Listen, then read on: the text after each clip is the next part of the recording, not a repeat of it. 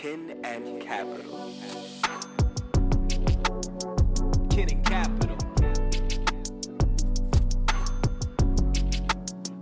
Kin and Capital. Welcome back, everybody, to another episode of Kin and Capital with your hosts, Chris, Alexis, Christian, and Mike. And today we are going to be discussing things, everything about confidence and doubt within the marketplace. But before we get into the topic, I kind of want to just, throw it out there, see how everybody's week's been doing. I know it's been a little bit since we met, so I'll kick it off. Had a really busy week at work. A lot of meetings. I had to facilitate a lunch and learn for a lot of up and coming leaders at within IT for my organization. So that was a little nerve wracking for me, right? Yep. Just kind of stepping out my comfort zone a little bit. But once I got into it, it was fun. It was easy. I did all that. I was worrying and nervous and couldn't sleep. Yeah. And when I got into it was fun. Like the panelists were awesome. They made me feel comfortable. So it was good. So what about you guys? How was your weekend? Go ahead, Alexis. I'm coming off a really long one. I'm gonna need some time to kind of digest it mentally still before I can tell you exactly how it went. Just know it was chaotic, but I will be okay. I will survive this. Yeah. Now, mine, as far as work goes, just had a lot of stuff at work. Long days, getting into the summertime, so stuff's just picking up at work. But I mean, at home, I wouldn't say I fell off on like some of the project stuff I was doing, but I definitely slowed down and just like with my stories, I focused on the writing part instead of actually drawing and just doing lighter stuff this week. So I'm gonna have to kind of figure out my schedule a little bit better. Just going into the summertime because obviously I still gotta. I'm wearing a lot of hats with the wife being pregnant and stuff. She, helping with cooking and different stuff like that. So I'm like, okay, I can't kill myself here. I'm trying to remember what I was saying. Oh yeah. Getting your schedule and get my schedule together because I'm wearing a lot of hats with helping the wife and stuff like that with the kids and stuff, and she's pregnant and been down and out a little bit with morning sickness or day sickness or whatever it is with her. She gets it pretty bad, but that's part of it. Just gotta reel things in and adjust. Sometimes stuff ain't gonna be the same all the time. So yeah, my week was pretty busy. I fasted Monday for spiritual reasons, and then Thursday, well, let's just say I did not have the best health for most of the week. I was kind of having stomach issues, so that kind of took me out.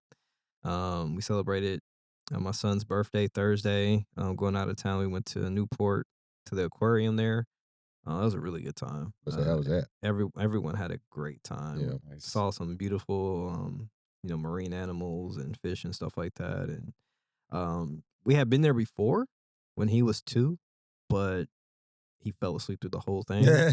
And it's a schedule thing where you have a time window and that's it. Oh yeah. Yeah. So yeah, it was great. Far as like this was like a vacation week, so nothing got done because nothing's supposed to get done on vacations. Right. That's how you do it. Yeah. But yeah, but prior to the week though, because it's been a minute, I got like the statement of works and some of the contract stuff finished up with the client that I'm working with right now for some cybersecurity related projects and consulting work. So Good stuff. got that out the way at least. Nice. I think in one of it's probably something we should discuss in one of our later episodes to discuss the importance of kind of just stepping away from everything. Yeah. Like you said, you had vacation week, Yeah. went to go to the aquarium with your family and things like that. We need that to kind of separate ourselves from our day to day because it can get stressful. Yeah. And we need to kind of recharge ourselves and be ready to go. You know what I'm saying? I'm bad at that. Yeah. I'm really bad at that. To the point where maybe I shouldn't talk too heavy on it, but I've had anxiety attacks before. And I don't know if that's hereditary. Because remember, my dad has anxiety attacks. Yeah, I think what it is a lot of times like, because they always talk about good stress, bad stress, Yeah. and sometimes you're thinking that the good stress is good because you're being busy and stuff like kind of what we were talking about in the last episode Yeah. of like being busy and stuff like that. But like we mentioned like you got to recognize when you're doing too much. Like we said, like if you're on a project and you go 6 hours without eating,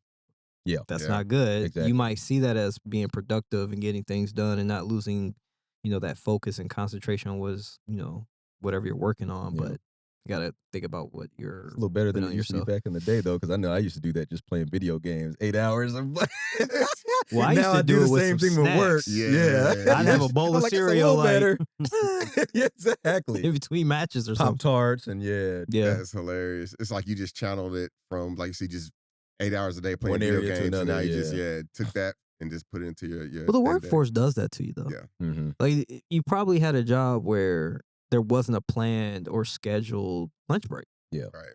Oh It's yeah. probably put on yourself, Oh, and yeah. because it was probably like a project related thing, you probably was like, "Well, I'm gonna just get this thing done and then take my lunch break." Yeah. Or A something lot like of that. times too with my job, um, I know that in school and stuff it's considered a learning disorder, and maybe it is. I try not to look at it like that. I try to stay positive, but I do learn. It's a little bit harder for me to learn stuff. So sometimes I work through my lunch breaks if I'm preparing for like a sales presentation or something like that. Yeah, Because some people just get it like that. I'm like, no, I need this extra time to look up this and look up that. And you know what I'm saying? Just make sure I got it. yeah, And so sometimes I'll skip lunches, but I'm getting better. I know Francis is getting on my head about packing lunch and different stuff like that. Because some days by the time I get home, like it hits you and it's like, yo, I'm starving. I ain't ate nothing since I Yeah. left this morning.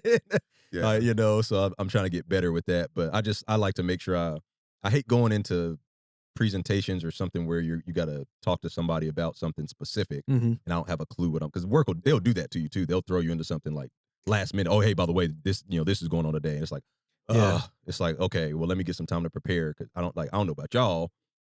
I'm like, I don't work like that. I can't just come off the top of the dome and just wing it. I don't like Like- winging stuff. Yeah. Like sales stuff? Like Yeah. Just like little presentation the stuff. blue? Like if I'm going to a commercial building or something and doing like an estimate and talking to them about how we do, You want to be I prepared. want to be prepared. Yeah. Right. You know, Stuff last like minute. I don't know. it's Yeah. common though. It's very common, and Yeah. it's interesting you kind of bring that topic up about doing that example because that kind of goes into our topic a little bit about Confidence. what does it mean to have confidence in the Mhm. marketplace or your place of business, right? Yeah.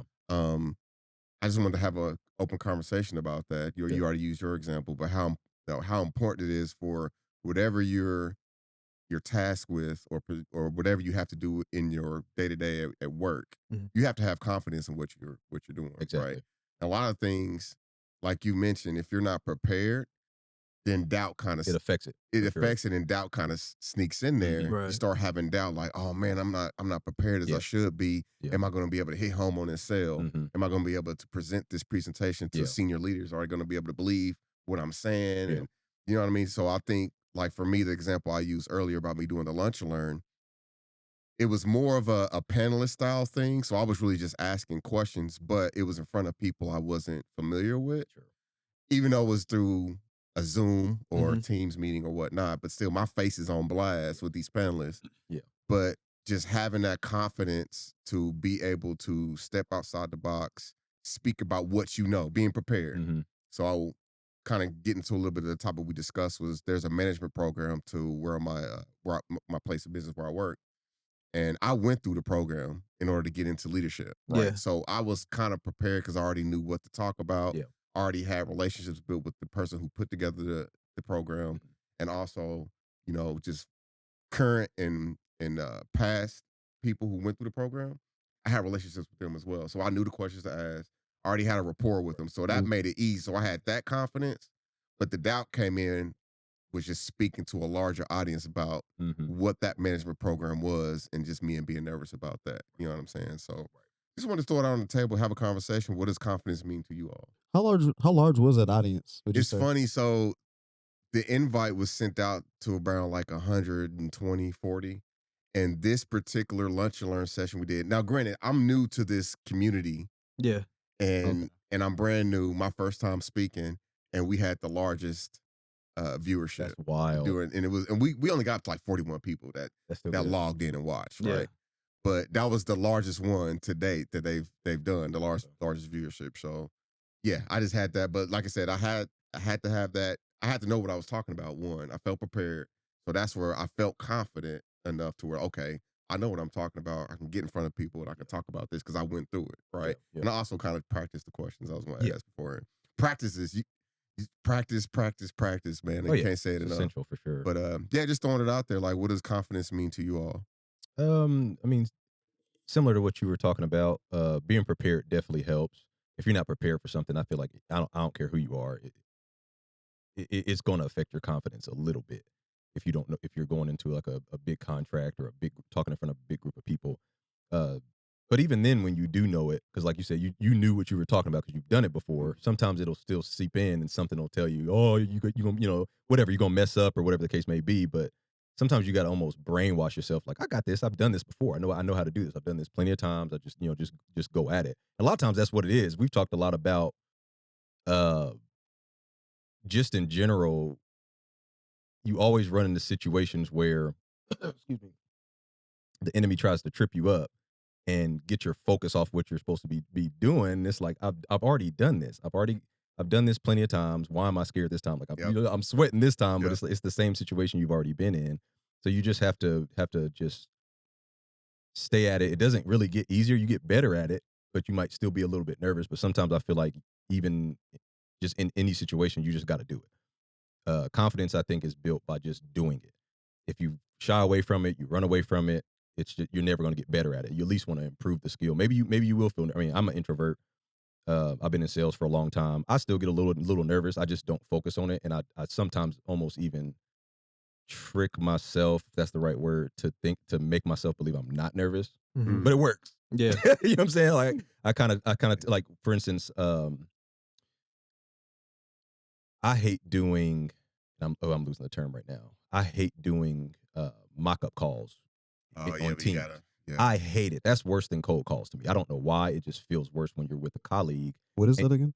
Like a mock-up call, like pretending like you're doing a cold call, or pretending like you're doing, it's not real, or pretending like you're doing a presentation and you do it in front of your manager or something like that. I don't know why that's worse, but it is. I feel the same way. It is even worse. like doing mock interviews. Let's just say you're trying to prepare for a new role within your current company, and you want to get some practice in, you mock interview with the coworker or something, or even with your wife. Man, I did so the management program I'm talking about, we had to put together a 10-minute presentation where we talk about ourselves, why we want to get in leadership, things like that. Mhm. I wanted to be prepared, of course. So I did a mock interview with my previous manager at the time, some people who went through the program, and my wife. Mhm. I was more nervous doing the mock interview with my wife than I even was with people. I don't know what it is. I don't know. It's this straight up. I don't know what it is about practicing it. It's I got more nervous practicing than when I actually had to do it. It's so weird. I don't know what that is. I'm the same way. Maybe it's just us two then, because it is nerve wracking to me too. Like, even like they'll call us out at work, and we'll do practice in front of a group, and he always calls me up. And I just got to convince myself. I'm like, all right, let's go, let's do it. And I just do it, but I feel if it's a little more nervous. I'm like, I do this in front of customers all the time. Yeah. You know what I'm saying? It's just, I don't know, maybe because you think your boss is judging, he's gonna chop you up, that's eat what you it up, is. whatever. Well, but that's a part of that, kind of falls into a little bit of social anxiety, and I had to kind of realize that's actually one of the topic points that when kind of recognizing when you start feeling that doubt. But the first step for me was kind of just admitting and recognizing that I have social anxiety in certain situations. And a part of social anxiety is you're worried about what others think about you, right? You think people are going to judge you. You're not saying, oh, this guy doesn't know what he's talking about. He's fumbling over his words. Oh, he's got a sweat bead going down it's coming down his nose. And you're so worried about what everybody is thinking.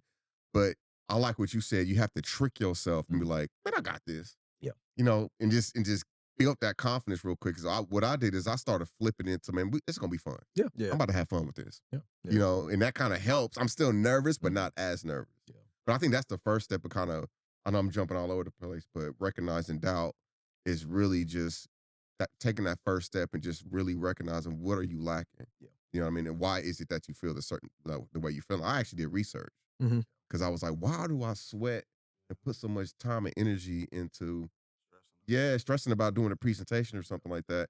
Social anxiety. I looked it up. Yeah. And once I recognized that, then I'm like, okay, so what can I do to overcome that? Right. Yeah. I look at confidence and doubt as being instincts. Like, they're instinctual, like, feelings. Yeah. Because you think about it, confidence is something you don't really think about. It just, boom, there. Doubt, same thing. Right? You don't tell yourself, ooh, like, I don't know if I should do that, or maybe that's not a good idea. And the reason why I say instinct, because it's one of those things that's hard to train for. Like, you can practice, and you can still every day go to do the same thing that you do all day and be nervous about it. You can even trick yourself. I think what it comes down to is like riding a bike. Like, what eventually got you over the fear of riding the bike? Because all of us start out, some of us are geeked, Yeah. right? But that first fall, you're like, I don't want to feel that again, right? So it's usually just like an instinct, like the practice comes in, you can do it over and over and over again, and then all of a sudden the doubt starts to wash away. But when it comes to a career, right, these are things that are complex. It's not just simply I'm getting on a seat and I'm pedaling. Now it's like, okay, I have to convince you of something that I'm talking about, or at least raise a valid enough point, right, that I don't look like an idiot. Yep. Exactly. And I think what can help with building that confidence is realizing you're not an idiot, Yeah. Yeah. and you know that because you listen to them talk, Mhm. and you probably tell yourself like, I Yeah. don't know what you're talking about. Yeah. One secret thing that I've kind of learned with building my confidence too is, and I've kind of broke it down to I'm gonna say it like this. Sometimes you can lack confidence in yourself because you know you.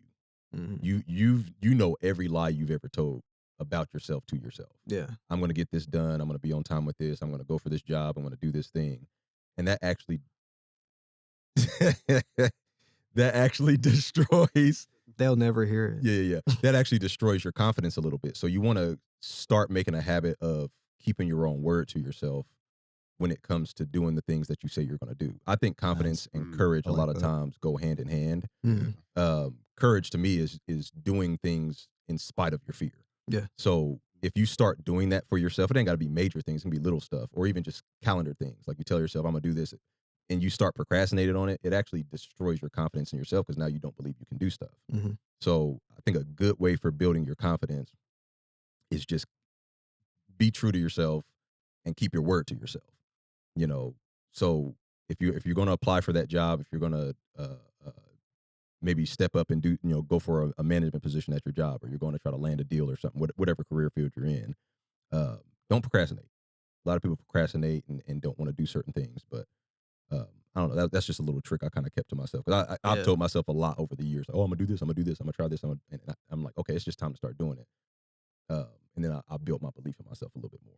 Y'all heard me talk about it, like off air and everything about like when people set resolutions and all these things like that, and I said you'll never do it Mhm. because the only time you'll do something is when you truly want it, Mhm.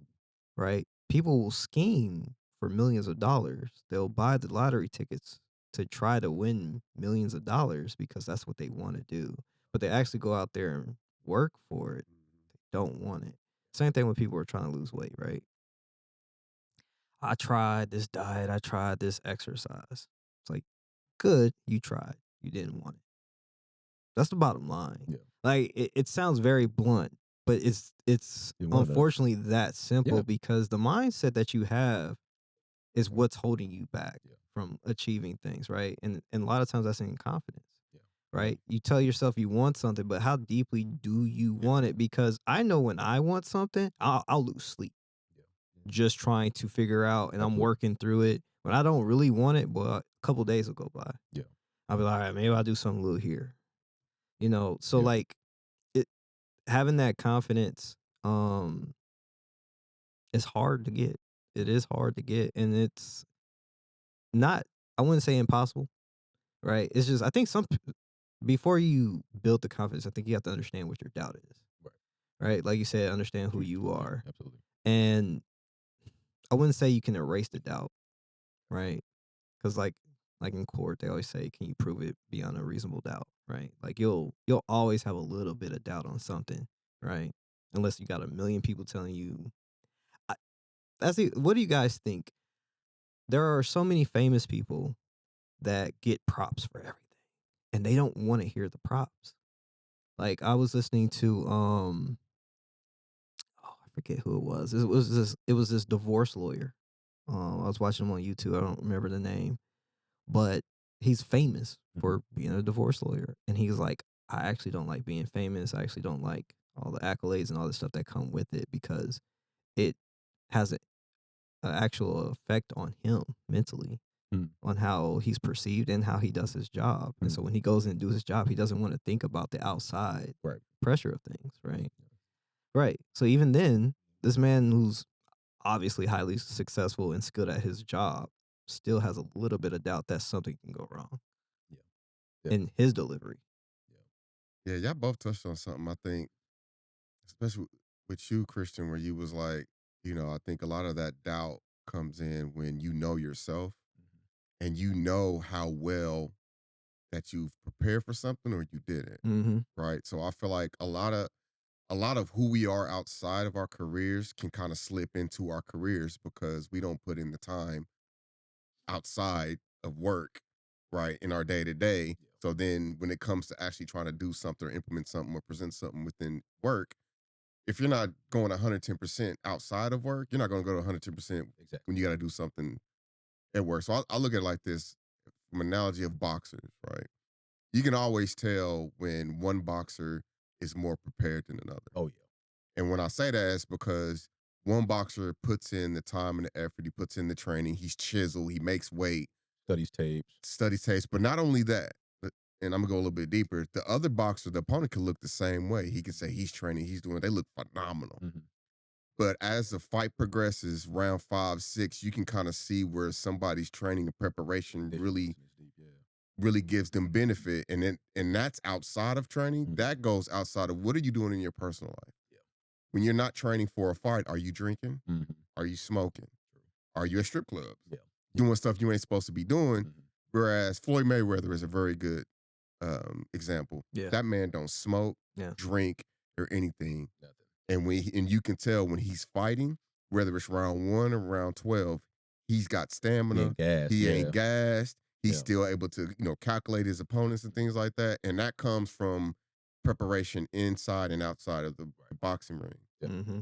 So where I was going with this is like, I feel like in order to build some of that, erase some of that doubt and build some of that confidence, I think we have to kind of start implementing things within our personal life Mm-hmm. that can kind of help us with that, erase some of that doubt. Mm-hmm. And I think that can carry over into our day to day at work. Yeah. I think they're one and one. I know a lot of people say you got to separate work life balance. But a lot of times that stuff goes hand in hand. Yeah. Well, no, for sure they go hand in hand because, like, I don't know if you've ever heard about be, do, have, that saying. You become something, then you're able to do something, and then you'll have the result that you want. Mm. So, never heard of that. So, I think for sure because again, I think the be part is important because if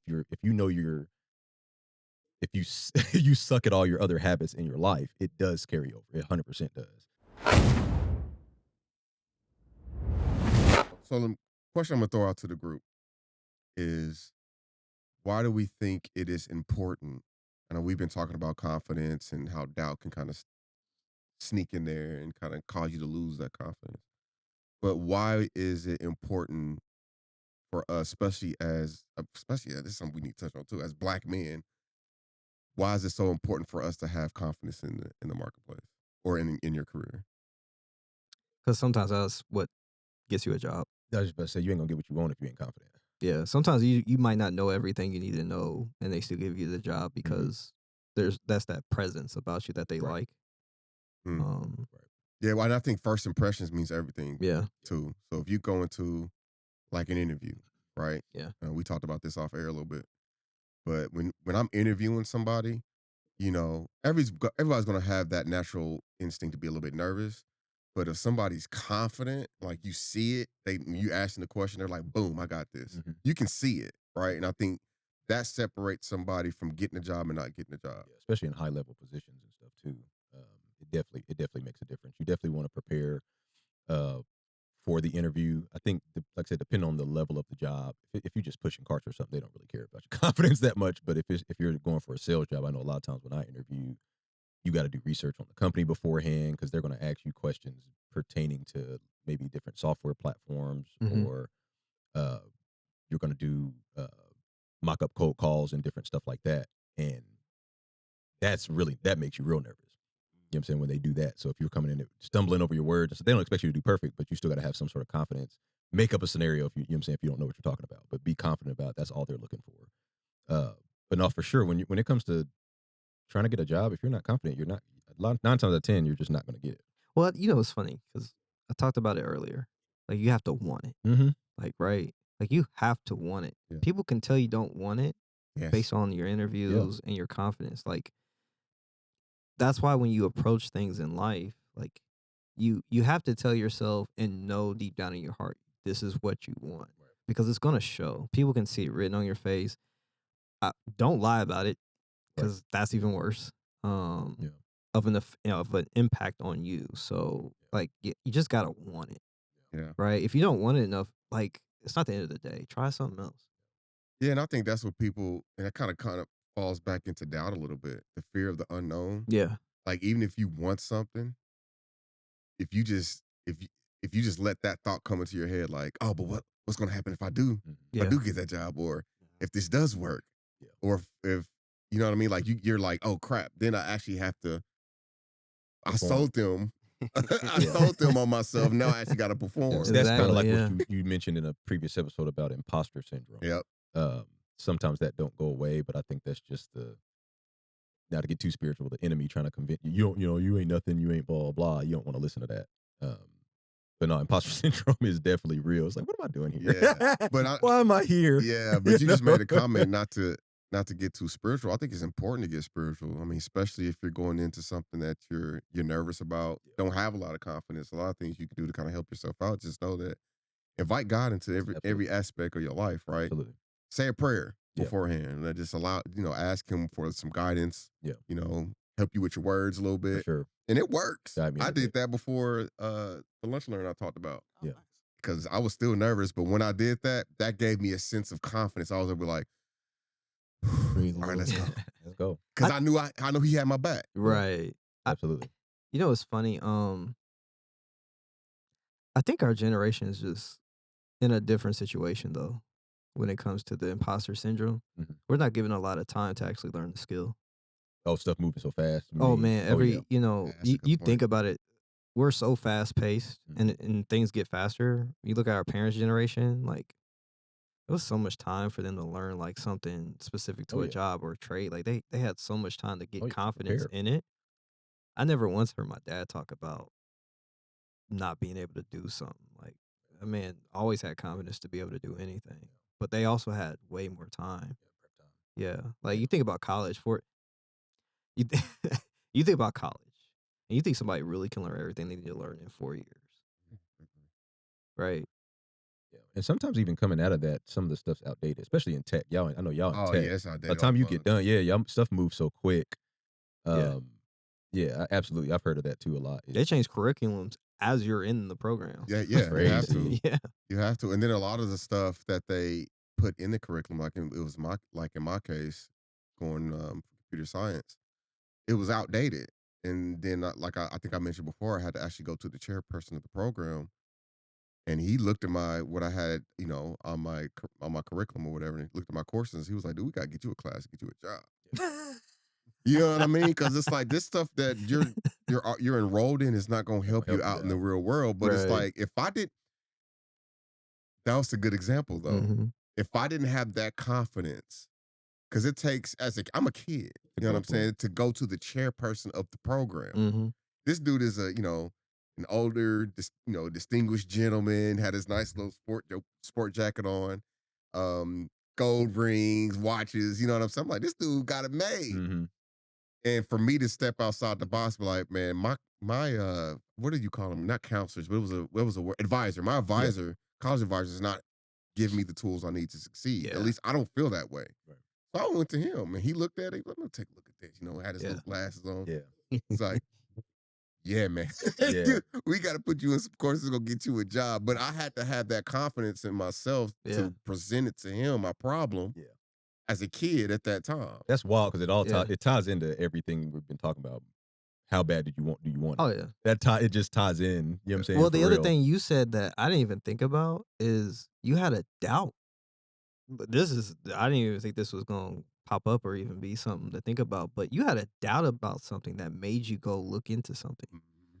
Like, because sometimes I think we blindly trust something Yeah. because we're like, this is going to get me where I go. Very true. And I'm not going to ask any questions. And then sometimes it doesn't work out that way. But it's like having, like I said, that instinct, right? Confidence, doubt. Very true. And you having the sense of it like, man, Right. something off. Right. And you go because you're recognizing something's not fully there. Someone's not fully present in Yeah. what you need. That's kind of interesting. I just had to point that. I was like, No, dang, I that's didn't a think good. about I didn't even look at it that. like that because yeah, I had that doubt in me. Like, what's going to happen if I finish this degree and I'm not prepared enough for the real world? And something was just telling me, I was like, I don't think the stuff that I'm learning right now, I just for some reason don't think I'm going to be able to take this information and succeed Yeah, out there. And that's why I took the step. I was like, man, I got to talk to somebody. My advisor's just right. not helping. Yeah, And I'm going to the chairperson. Yeah. All he right. gonna do is like, nah. What's the worst he can say is like, I can't help you. You got to talk to your advisor. Yeah. And he did ask that question. He was like, who's your advisor? So and so. But he hasn't really been responsive. He was like, all right, well, come sit down. Right. I didn't have to. He didn't tell me to make a meeting with like his assistant, like schedule a meeting with his assistant or anything like that. His door was open one day. I walked in there Let's go. and just was like, hey, this is what I'm experiencing. And it worked though. That's You the what's reason they got the locked doors now? Said because of you. Yeah. I'm I like, just I walked, didn't even man. know who my chairman was. Yeah. That's crazy. I was nervous too, but at the same time, like you said, I had that doubt, like something ain't right. Yeah, And from that, I turned that doubt into confidence that I wanted to do something about what I was learning. right. But I And I think was, that's how serious you took school, yeah, though. Like I had to want it. you wanted school to actually be a future for you. Yep. I like that phrase you said. What's the worst that can happen? I caught that too. Yeah. Because that's where my confidence comes from. It's like a flow chart almost in my brain. Mhm. Like if I don't talk to this client with excitement and get Yeah. her in the mindset that I can handle her wedding, I'm not going to get hired. I'm not going to shoot the wedding. I'm not going to make any money. Can't Yeah. pay my bills. You know what I'm saying? So it's like I got to kind of step up. Yeah. You know what I mean? Just do it. Yeah, and you also got to be prepared for. Start thinking about that when you're approaching something. When you have that thought, like, what's the worst that can happen? Start thinking through that. Mhm. What happens if it does go my way? Then what? So Then what's the best that can happen? exactly, and then start preparing yourself for like when I met the chairperson. Like, what if he does ask me, "Have you talked to your advisor?" Oh, yes, I tried. Yeah. But he wasn't responsive, and then he's like, "Oh," it puts it back on him. Now it's the ball's in his court whether he wants to address the advisor Mm-hmm. or he wants to just go ahead and help me right then and there. And he chose to help me right then and there. You Bro, go said ahead and- something too. I think it was last podcast too. I did this a lot too. It's not going to kill me. It'll kill you. At the end of the Right. day, Yeah. you're not going to die. If anything, you'll get more experience and do better. Yeah, I mean, 'cause next time. if you think about all the stuff you've worried about over your life and how much has actually come true, it's minuscule. You worry about a bunch of stuff that don't never happen. It's like, why do we do that? Like, for instance, with the chairman, like like I don't know. I'm animated, so I'm just thinking in my head, like the worst that could happen is he stands up with 2 Gatling guns or something and start eating up the mean, door. when you Get out of my said he was office. clean and big Yeah. and gold, I said, is he a pimp? Exactly. Gatling gun. Sorry, I'm animated. Yeah. You said is he a pimp? I thought he was a He gonna pimp, smack man. you or I was like, something. Yeah. Okay. Yeah. what school you go to? Exactly. Brightwood? Yeah. Now, sometimes that makes a difference though. Like going for like talking to managers and chairmen and stuff like Yeah. that. It's like that in sales. You know, a lot of dudes dress sharp. A lot of them in Right. good shape. A lot of them got good habits and stuff like that. So most of them are in shape. He used to have a manager we call it Dan the Man. Dude was just straight chiseled guile from Street Fighter. He had the buzz cut and just ripped. And I actually did my interview with him, and he was my sales manager. I was a little intimidated at first. I was like, this dude, but he was the coolest dude ever, man. He wasn't like sales manager after him was horrible, but he was like if you mess up on your calls and stumble, because they would listen in on your calls when you're doing them, and they try to like chime in and give you advice while you're on the call with a client, and the client couldn't hear him, but you could hear him. Mm-hmm. And he was just real cool. Afterwards, like, yeah, man, that was good, but just try this next time, blah, blah, blah, give you tips. I had another one. Shut up, Yeah, y'all. the manager, you know, after him was just nasty, yelling at me, stuff like that. Oh, why'd you say that? Why didn't you tell me what I told you to say and all the other stuff? But anyway, I'm going off in the weeds. Nah, you good. You good. I think this is a really good conversation. We can continue this for hours, right? Mm-hmm. But I think that's the whole point of having these conversations because we start to draw off each other's experience and offer ideas, things like that. But we're gonna go ahead and start just wrap this episode up. Good conversation, but you know, as tradition or past episode, kind of want to just kind of go around the room a little bit and see what you guys are gonna task yourselves with this week coming up and get yourselves out your comfort zone. So I'll start with you, Mike. Yeah, hopefully I can just start feeling better. Yeah. And then start working on some projects for some contracts, and then try to focus more on like this, that's a business too. Yeah. Giving more to this, more ideas, more whatever I can do. Yeah. Because ideas always are flowing, and so I just don't want them to be sitting around doing nothing. Right. So, yeah. Yeah, I agree. Um, I'm trying to give a lot more to this too. That's why I came up with the flow chart, so we can look at it from a business perspective versus just like a YouTube. Mhm. Like I really want to. I mean, we got potential to create jobs here too in the future, and do a lot of stuff, do some big things with this. So Wink, wink.